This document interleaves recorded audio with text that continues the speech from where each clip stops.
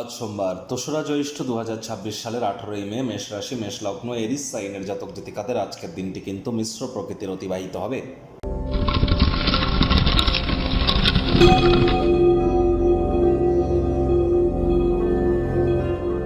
ভিডিওটির শুরুতেই স্ক্রিনে আপনারা দেখতে পাচ্ছেন নবগ্রহ বীজমন্ত্র।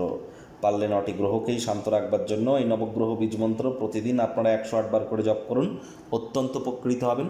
এটি স্বয়ং ব্রহ্মদেবের মুখনিসৃত বাণী, ভুলভাল উচ্চারণ করলেও কোনো নেগেটিভ ইম্প্যাক্ট কিন্তু পড়ে না। একই সাথে ৯টি গ্রহকে আপনারা শান্ত রাখতে পাচ্ছেন, এর থেকে বেটার কিন্তু আর কিছু হতেই পারে না। চেষ্টা করুন নবগ্রহ বীজমন্ত্র রেগুলার ১০৮ বার করে জপ করার। যাদের জীবনে বিভিন্ন ধরনের সমস্যার মধ্যে আছেন, কোনো প্রতিকার করে আপনারা ভালো ফলাফল পাচ্ছেন না, তাহলে চেষ্টা করে দেখুন না, একটানা আপনারা ১৮,০০০ বার বা মিনিমাম ১৮ থেকে ১৯,০০০ বার আপনারা এই নবগ্রহ বীজমন্ত্র জপ করুন। হ্যাঁ, ১৯-২০ হাজার বার জপ করতে আপনার হয়তো ১ মাস টাইম লাগবে, করে দেখুন না। দিনে প্রয়োজনে ২ ঘন্টা টাইম দিন, ১-১.৫ ঘন্টা টাইম দিন, দেখবেন আপনার জীবনে চলতে থাকা সমস্যার সমাধান আপনার 100% খুব ইজিলি প্রাপ্তি করতে চলেছেন। আজ মহাদেবের নাম জপ ধ্যান আরাধনা করুন। চেষ্টা করুন চাঁদের আলো গায়ে লাগানোর, যদি অমাবস্যার পরপর আপনারা নাও পেতে পারেন। মায়ের সেবা আপনারা করুন। অফ হোয়াইট কালারের ড্রেস পরিধান করুন, ব্ল্যাক বা ব্লু কালারের ড্রেস আজ আপনারা অ্যাভয়েড করুন।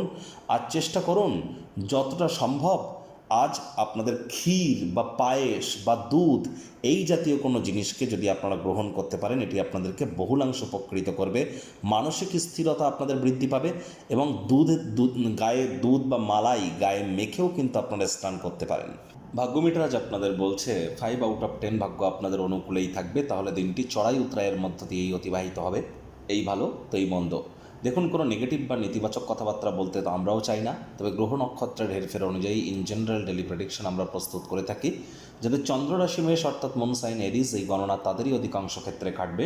শরীর স্বাস্থ্য ভালোই থাকবে, কায়িক পরিশ্রম হলেও শরীর মনে সতেজতা এবং তরতাজাই আপনারা অনুভব করবেন।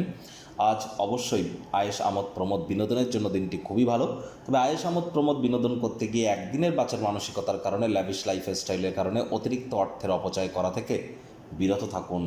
মানি ম্যানেজমেন্ট, মানি সেভিংস সম্পর্কে ইমিডিয়েট জ্ঞান বৃদ্ধি করুন। অর্থগত বিষয় নিয়ে কাছের কোনো মানুষের সাথে বিরোধ তর্ক বিতর্ক কিন্তু হতেই পারে। পরিবারের সকল সদস্যদের কাছে অর্থের নগদ প্রবাহ সম্পর্কে পরিষ্কার ধারণা কিন্তু থাকা উচিত।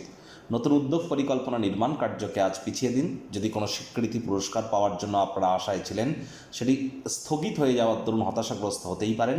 যদি বাড়ি থেকে বাড়ির বাইরে গিয়ে বা দূরে যদি কোনো জায়গায় চাকরি করেন, অর্থাৎ ভিন রাজ্যে, ভিন শহরে, ভিন দেশে, তাহলে বাড়ির বাইরে বেরিয়ে আপনার অবসরকালীন সময়ে যে একটু পার্ক বা ফাঁকা জায়গায় হাঁটাহাঁটি করুন, বাড়ির লোকজনদের সাথে কথা বলুন।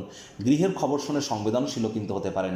চাকরিজীবীদের অফিসে কম কথা বলে কাজ বেশি করতে হবে, মনের থেকে মস্তিষ্ককে বেশি দাম দিতে হবে। কোনো প্রকার অফিস পলিটিক্স বা গসিপিংয়ের অংশ যেন এই সময় হবেন না, বসের কিন্তু কুনজরে আপনারা পড়ে যেতেই পারেন। রাজনীতিবিদ যারা আছেন জনসংযোগ বৃদ্ধি করুন, হার্ডওয়ার্কের কোনো বিকল্প কিন্তু এ সময় নেই। শিক্ষার্থী বিদ্যার্থীরা যে কোনো প্রকার পরীক্ষা প্রতিযোগিতায় সফলতা প্রাপ্তি করবেন। উচ্চশিক্ষার জন্য যারা বিদেশ যাত্রার কথা ভাবছিলেন, ভাগ্যদেবীও আজ আপনাদের পক্ষে নেই। সন্তান সন্ততি থেকে থাকলে তাদের দিকে সজাগ দৃষ্টি আপনারা বজায় রাখুন। হাউস ওয়াইফ যারা আছেন দিনের শুরুটা তাড়াতাড়ি করুন। প্রেমিক প্রেমিকা, স্বামী স্ত্রী, না ভাব ভালোবাসা রোম্যান্স, না তর্ক বিতর্ক অশান্তি, কোনোটাতেই বাড়াবাড়ি যেন করবেন না। অন্যান্য দিনের ন্যায় আজকের দিনটিকে সাধারণ হিসাবে ট্রিট করুন। আজ রোম্যান্টিক স্পর্শ অনুভব করবেন। পারিবারিক দায়িত্বগুলি সঠিক সময়ের মধ্যে পালন করুন।